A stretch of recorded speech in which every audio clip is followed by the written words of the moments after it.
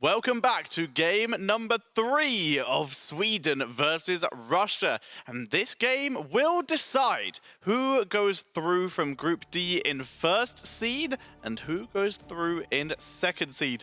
So a lot to play for here. I am still Tetra, and joining me is Kendrick Swish and Bakery. And guys, very close matches so far. Yeah, very close series, actually. The first one was a little bit more one-sided, but then came Netherlands against the Czech Republic, and now it is Sweden against, the Russian team. And I couldn't be more excited to face Game 3 here because it's so hard to predict. The first game, so one-sided for Team Russia. The second one, so one-sided for Sweden. Who did impress you more, Bakery? So I think what happened is in Game 1, Russia completely mind gamed Sweden and picked that Lost Vikings, and there was just no reply from Team Sweden.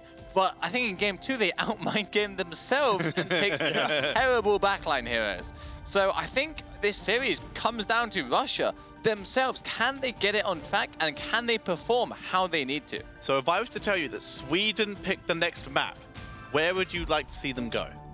That's a hard one. I think Towers of Doom. Raxus. We are going to Dragonshire, so very similar idea of potentially very rotationally or brawly maps from this coming in from Team Sweden here.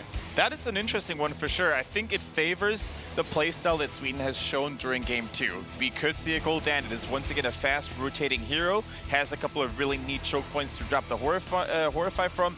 Also, we've seen really good global attempts here by Sweden. The Haka didn't look too shabby, so I want to see what they have in store for us.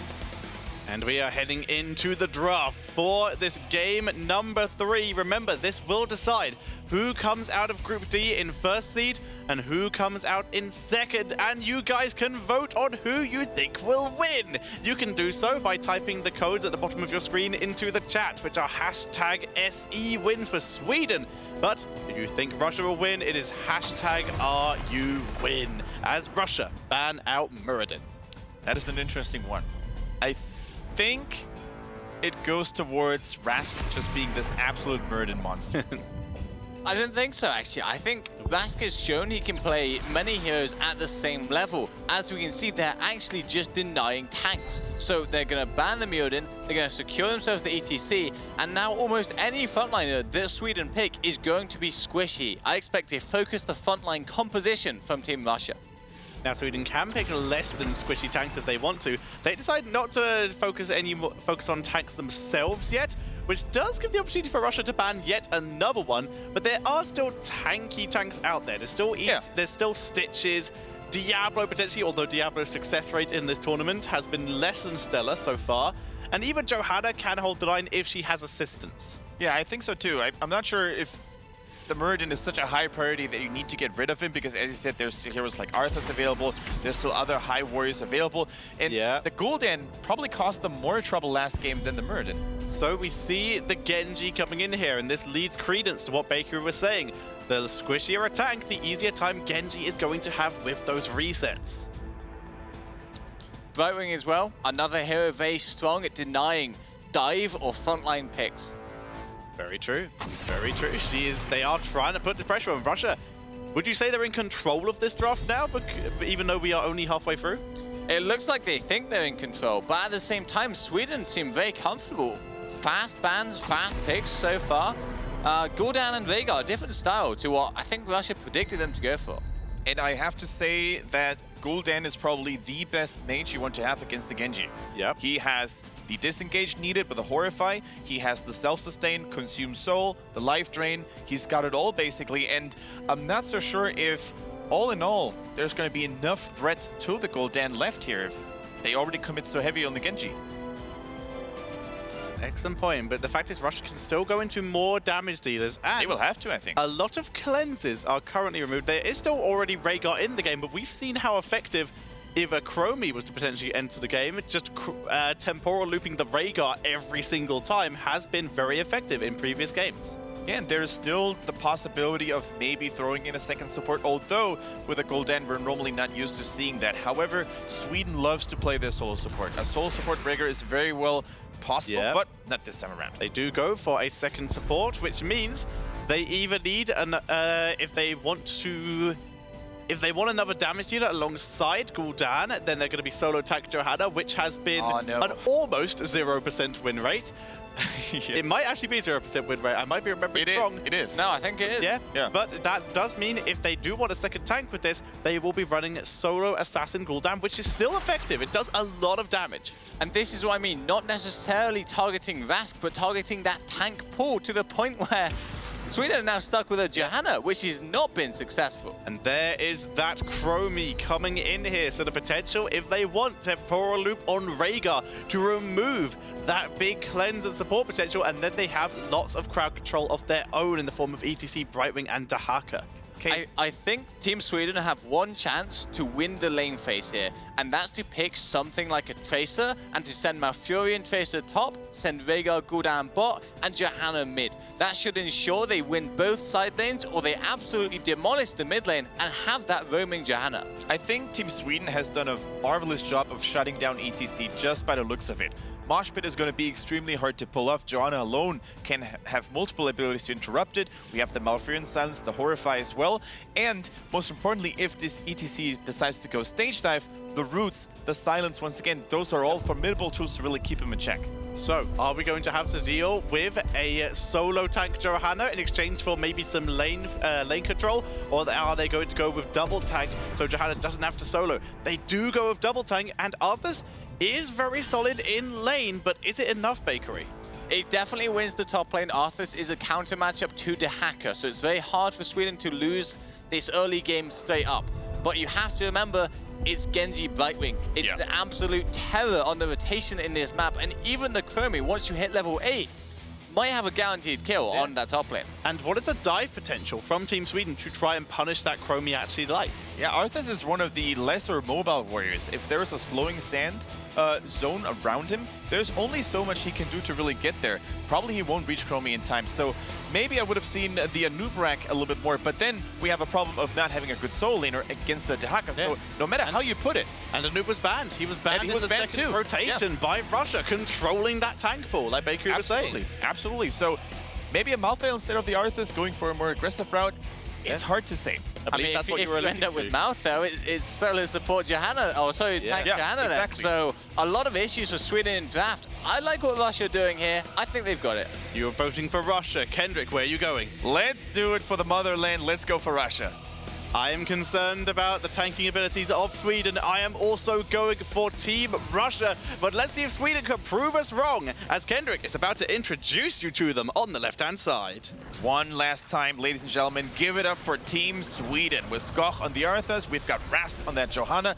Daikarn is playing the Rhaegar. Excuse me, he's playing the Malfurion. Knutti is playing that Gul'dan, and Henning on the Rhaegar. There we go. Hiding behind the Malfurion. Cuddling is good for you. Malfurion. As on the right-hand side, it is going to be Team Russia with Kuri-chan on the Genji, Unstable on the Chromie, DW Hydra on the ETC, Mr. Bannerbear is playing on the Dahaka, and Kruk is on that Brightwing. This is a solo support Brightwing. We do have to remember this. And against Gul'dan, if they're not careful and they eat those shots unintentionally, they will have issues, at least until ETC stacks Prokrok, where he can help out a little. Definitely true. By the way, what do you think Mrs. Bannerbear would look like? Well, if Mr. Bannerbear is currently a Dahaka, I like to think, I can't remember the name of it. It's the sort of, it's not AI, the ship controller from Heart of the Swarm. Okay. Tetra taking us on a journey back to the old Hots, if you will. Yeah, the old Hots before we get this one.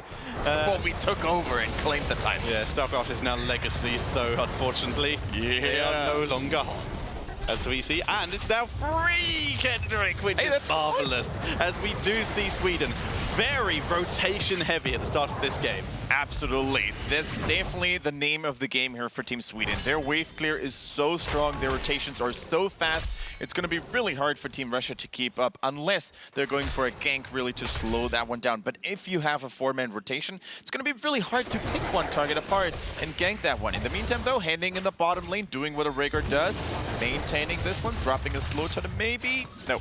he's not fully committing. Yep, support, double support lane versus assassin and support lane, but reinforcements once again. Sweden with their heavy rotations working out so far as Krug eats a couple of corruptions. And guess what? It's a corruption build, so stacks, always lovely. Daikon in trouble though. Daikon in trouble for now. Drops a good root. Kuni-chan took a lot of damage. Oh, the counter. Down goes the Genji. Hydra doesn't also go down, barely escaping, able to power slide behind his base, but that is first blood, able to counterplay against that Genji by Sweden. All right, and this is exactly what Sweden needs. If they manage to control the early game, if they snowball ahead, get mercenary camps, Henning doing a wonderful job, they're really utilizing all of Rhaegar's strengths, then they can definitely translate that lead into an early Dragon Knight.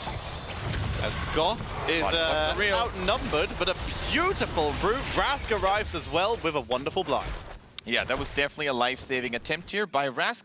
The Warriors are working very, very well together here for Team Sweden.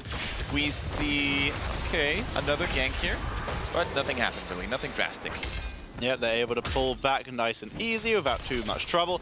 Unstable, poking down minions as he goes. Henning being forced to back up here, and this will give Kuni-chan a chance to begin channeling, but here comes Snooty to try and deny it. We're bribing here, though. It's a 3 versus 2, and we will see control of this bottom shrine. Eventually, as long as Krug stands on the thing, go over to Team Russia.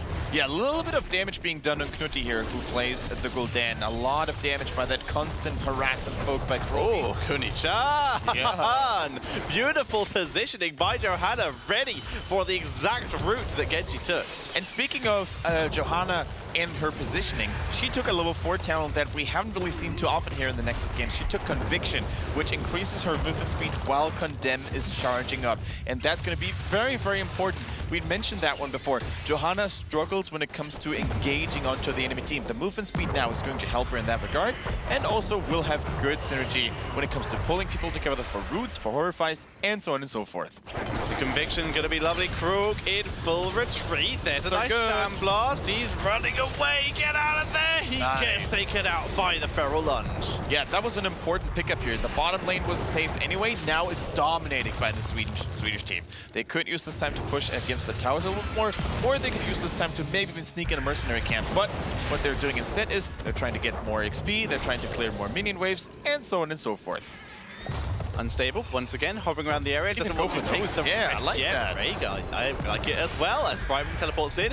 Nowhere near in range to be able to get vision. This Rask, though, running that way, despite vision applied it. He shows it. Cam is pinged, you can see here, but there's nothing they can do about it. They just know it's happening there. That was actually the best way to play it, I think. Henning definitely has had the map awareness here. The Siege Shines would have been a little bit too risky in terms of positioning, but the bottom bruiser camp was the perfect mix, oh, look at that. Sweden is on point here. Daikon tried to juke, but just in case it hadn't been successful, the cleanse was there to save him as well against the drag. Yeah, the cleanse was not needed because the drag did not come out, but always better safe than sorry. Unfortunately, though, he's now down a cooldown. Not everyone is in the position where they have such lightning fast. The root, almost able to delay it, but not this time. We see Top going over to Genji.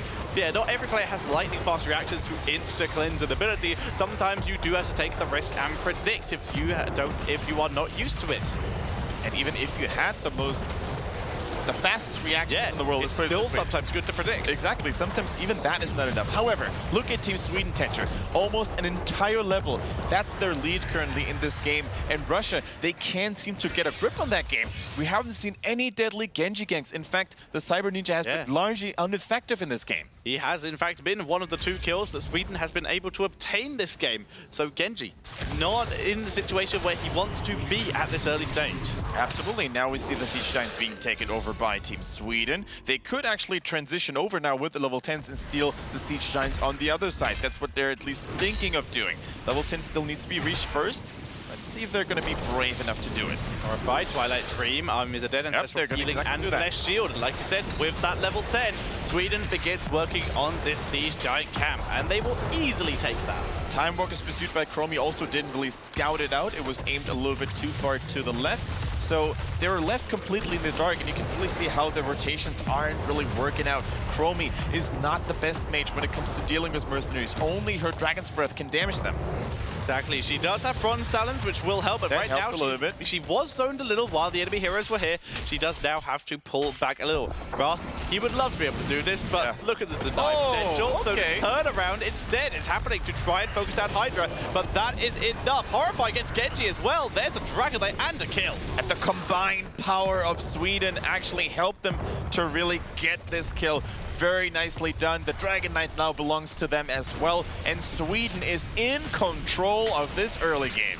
They really are, but level 10 is now available for Russia. They can, if they can hold off the Dragon Knight without losing too much, then this level 10 will be a big deal for their any kind of counterplay attempt they wish to make, as the Dragon Knight is getting chunked by Groby, but it's got so much health.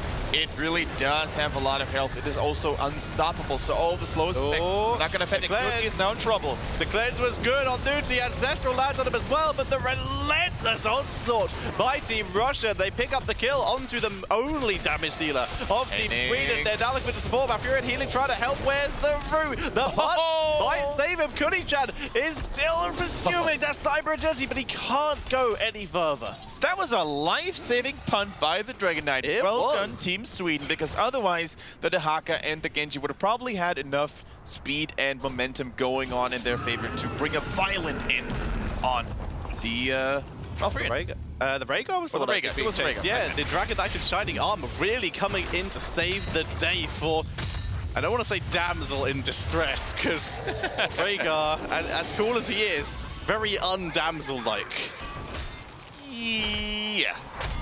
Probably wouldn't be my choice for a prom. Oh, Rhaegar, let down your luscious tail, as we do see a big chunk of damage dropping onto Raskir. Bless shield as he tries to turn it around. Kunichan once again suffering, and the Horrify immediately focusing down. The Emerald Wind is not enough, and Hydra goes down. The Twilight Dream is again enough for Genji. He's able to block. Oh no, he's gonna make it. Turn around. No, Nuti's chasing him.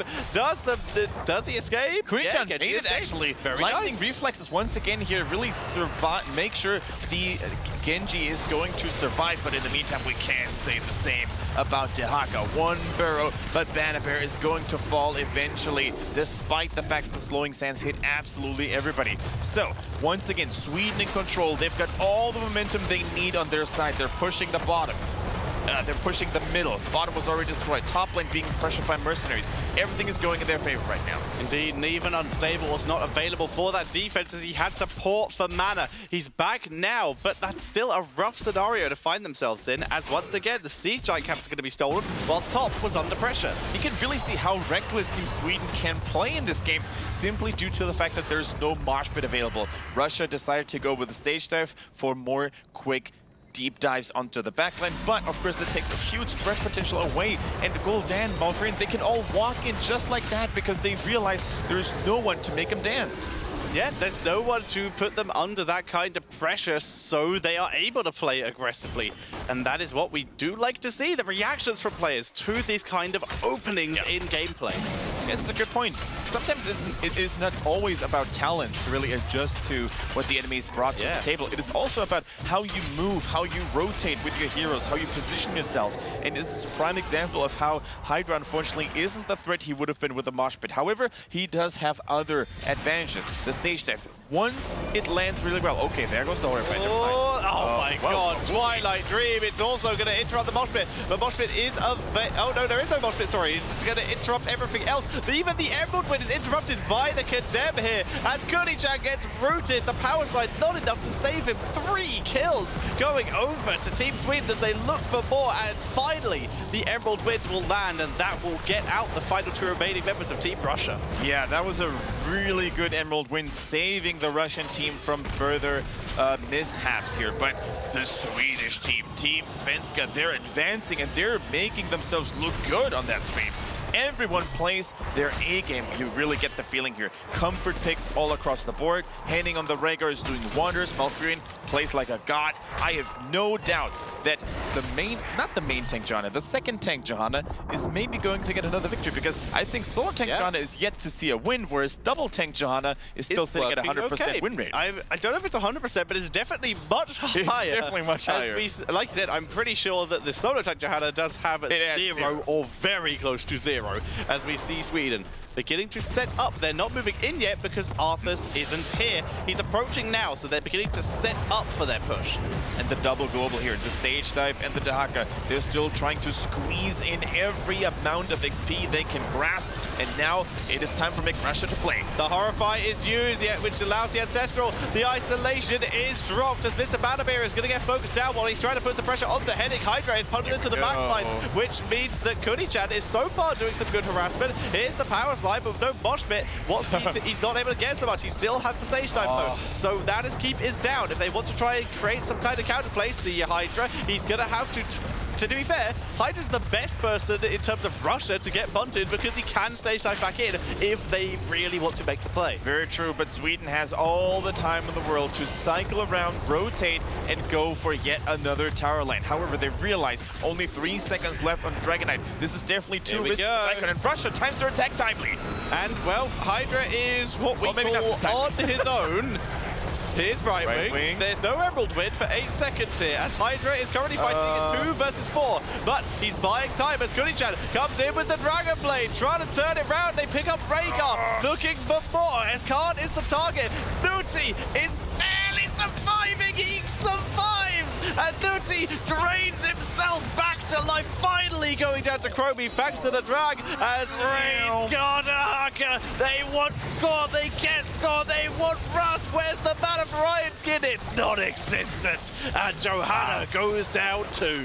I have no idea how Team Russia was able to win that fight after slowly and chaotically. Such a questionable engage in the backline, which didn't really seem to look that coordinatedly, but I think at some point there were so many cooldowns being used on ETC and Brightwing who really looked like good prey that nothing was left for Genji, and despite Genji falling, he dealt so much damage in a quick short period of time. ETC was actually able to sustain through 4 heroes because they weren't targeting him because he was a bait. It was obviously he was a bait, and he had the guitar hero talent at level 16. He was healing up constantly throughout that fight, and that's what really kept him alive. It was weird, it was wonky, but it worked.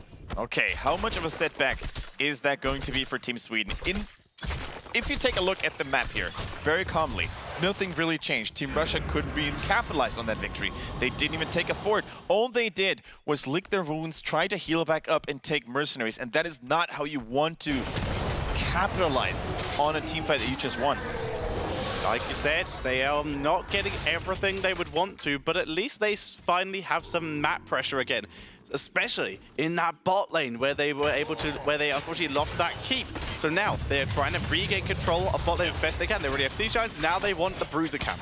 Okay, it is really important for Team Sweden to maintain control over at least one shrine, because you can see what Russia is trying to do here. They're taking every mercenary camp that's available to them, even the one in the bottom lane here. And then they're trying to use these mercenaries to really keep their opponents busy and maybe sneak in for a couple of shrines. If they get a Dragon Knight right now, after 15 minutes into the game, I'm pretty sure they're going to get a fort, and maybe even the keep if they keep snowballing from there. Russia don't even attempt to take the bottom shrine. They're just continuing to rotate. They're looking for XP right now. Even though Sweden aren't actually that close to their level 20, as Genji just sneaks the top area. This is right now just the slow, methodical play by Russia, but it's kind of weird considering level 20 will be available for Sweden first. Exactly, that's really what Sweden wants to do right now. They want to take things slowly, they want to clear minion wave after minion wave, so they will hit those storm talents before their opponents. And that is a very patient, a very passive approach, but in my opinion, it is the correct one. And we see Kuni-chan clearing mid lane with his full dash build, which actually is not terrible for clearing. It's just, unfortunately, you are blowing the cooldown. So you do have to be very careful. You make sure that there is absolutely no fight going to happen before you are able to do that. All right, in the meantime, we see a powerful minion wave pushing in the bottom here. Several catapults joined by minions as well. That is something that the Russian team will have to take care of at some point. In the meantime, though, they're turning on the heat in the top lane. Speaking of Russia taking care of things, they want the Lich King as they focus down Arthas. And despite the tankiness of Arthas, he will go down. Ancestral used for good measure, but sorry, not Ancestral, the Emerald Wind here, which means it's no longer available for the disengage, but they're able to do so anyway. The bright side, Sweden saved the fort. But now 3 globals are going to kick in. I was going to say Russia has all the mobility in the world to really take a shrine right now and maintain control of the middle as well. 20 is here for Sweden, true, but they do not have Arthas, and if you have Storm Talons and but face a team with 5 people, you can't fight. Echo's corruption. Nice job to deny, at least for a while there. Yep. But with the crazy zoning potential of Hydra, we do see Russia with a Dragon Knight. Brywing was thinking about porting, but changed her mind. She's staying with the team here. So it's going to have to be Dahaka who goes back and clears out those catapults. How much can they do? Unstable on the Dragon Knight actually took 50% damage already, wow. and it is still counting. So, all those globals, they had to take care of the bottom lane. Dahaka actually went there, he tried to proxy a couple of minion waves, and the Dragon Knight, I fear, is not going to be as efficient as Team Russia would like to. Even now, the Dragon Knight takes so much damage from the catapults, from the towers. On the bright side, though, it just got them level 20, Yep, and that is huge. True. Upgraded Dragon Blade, upgraded Emerald Wind, upgraded Isolation with the Contagion here, and Chromie with extra Sandblasts. So, Team Russia, it's okay for them to not use this Dragon Knight to go all in, because they've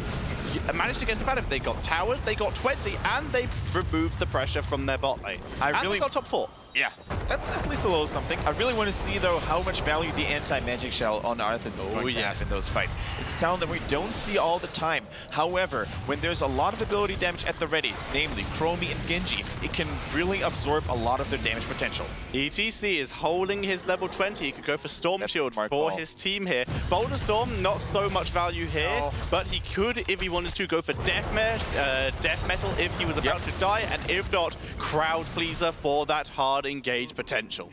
Absolutely. I think that is not too bad of a call here. The Crowd Pleaser increases the size of the stage left, and it also decreases the cooldown if you land it on enemy heroes. So we're going to see how much of an impact this ability could potentially have. But also the Death Mosh, it could be a thing. Times and times again have we seen people falling trapped to the ETC, focusing him down after the stage dive, only to find themselves dancing like crazy. And that can be a big turnaround, especially if you keep hiding it like this. So Sweden, they have to play as if ETC always has it, which is kind of a big deal. You basically have to assume the worst. So you can't really engage on an ETC just like that, because shortly before he dies, he could lock in the Death Mosh. So it's a tricky situation for Sweden to find themselves in. That's for sure. Shrines are getting ready to active. Chromie doing so much poke damage with those Sand Echoes assisting her here. All right, Sweden, I like what they're doing. They're taking more mercenaries to really pressure the lanes. They already have the bottom lane unlocked. So the team from Russia, they can't ignore this wave coming in. With Knights, with Catapults, they're going to have to send someone in there. Ideally a global hero. So ETC, Dahaka, or Brightwing, one of those. Dahaka looks like maybe the choice here, as he's going to be back to also restore his health and mana, which was slightly lowered. Chromie will spot Raz, but just misses the snipe. And even if they send a global hero into that bottom lane, it's still going to take them precious seconds that they can't use. Oh, that's a heavy commitment. Twilight Dream, that was worth it. I think that was the non-Astral Communion Twilight Dream, but it still got the kill. It's still worth it too, because you may question yourself, too long cool and heroic abilities, was that really worth it? I say yes. Look at that. 50 seconds on the Genji. That means they're not going to have one of their hyper carries to really threaten those shrines anymore. Gul'dan is rotating already, and Team Russia realizes they will have to defend. Otherwise, they risk losing more heroes, and then the game might really be over. The minions in the stage dive is used. Going for the bottom. He did go for the bottom, and he didn't get it. Goodness. That's such a huge cooldown to burn. He might as well just pick Death Mosh now, because he's got so much time to wait, or at least Storm Shield. He's running back to his team right now. Chromie is trying to buy as much time as possible with that slowing sand heroic ability, but I fear it may be too little too late for the Russian team. The Dragon Knight is going to be powerful, Tencher. EDC is keeping up the patience. He still has not locked in. Time, baby. As we see the core is about to be under assault. The contagion from the Dahaka is very good, though. Does buy them some time. The Dragon Knight punches away to Dahaka as it begins to wail on the core. It's a plus 20-minute Dragon Knight, so it does so much damage. Emerald's going to try and disengage the members as Rask is on the core. Nuti is getting killed by the Dragon Blade, but the core is going down. The Dragon Knight is still alive. Heading goes down, but that is it. That is GG. And Team Sweden take the game, the series, and first seed in Group D. And it was all on Gul'dan and Malfurion really shutting down the Genji. One moment where Kuni-chan was not paying attention, he got blown up by two crowd control heroic abilities. He died 50 seconds plus on the death timer, and it was an easy peasy job here for the Swedish team to take the Dragon Knight after level 20 and end the game. Yeah, a few key mistakes. The Genji getting caught out, the ETC not identifying. Yes. He needed to stage dive bot earlier than that. But in the end, fantastic series by both teams, but Sweden stronger. Yeah, and as such, Sweden will be in first seed going out of this group. But that by no means means, that's not a sentence I wanted to make, but it happened. Anyone who faces Russia is not going to have an easy time at all. No, definitely not. I don't think we can say Russia is on a slump here right now. They definitely delivered, especially in game number 1. And those were the unorthodox strategies here with the Vikings. And that continues to be a factor that other teams need to pay attention to. Yeah, absolutely. And the replay I have for you, actually, is how Russia came back into that game without the Vikings, by the way. So, as we roll it forward, we see ETC stage dive in behind. Now, pay attention to how well Hydra zones all 3 members of this backline here. So Byron comes in, he's dodging everything, dodges Arthur's Flute, dodges Malfoot, he's still running, uses another W. Look at Henry, he overcommits so hard because Genji has actually arrived almost one shot onto the Veigar, and now, despite being 2 levels down, Russia are back in the fight. The level advantage is going to be absolutely huge now. So, as we roll forward, we see how much damage Genji is doing, but how much he's taking as well. The spell armor from Gul'dan coming up huge in this team fight. Banner Bear, though, on that Dehaka, does secure the tongue to take him down. Watch Malfurion, really nice pick here, gets the hill over the wall, but it's not enough to save Arthur's life as he also goes down. Rask, I don't know what he was doing there, but he also gets caught out trying to save the Arthur's life, and that is 4 kills. Russia were 3 levels down. They were back in the game and even XP after that team fight. Yeah, they put on quite the show, especially with those very nice kills in those fights. But it turns out Sweden a little bit stronger in terms of the map control. And like you said, the ETC a little bit too slow on the stage dive. If he'd managed to land it, we would still be in game right now. Yeah, and the early game rotations by Sweden were so powerful. It took them a second or so to really clear out the minion wave for the Gul'dan. And of course the Johanna, it's a dream team. We've seen it before. And it looked like Russia didn't have the answers. They couldn't fight gangs and they couldn't clear the waves respectively themselves. Now, we are not done for today. We still have one more series to show you, and you should not count it out. It does not have an effect. It does not affect the standings, but it should still be fun, and we will have a little surprise for you. So don't you guys go anywhere. Join us back here after the break.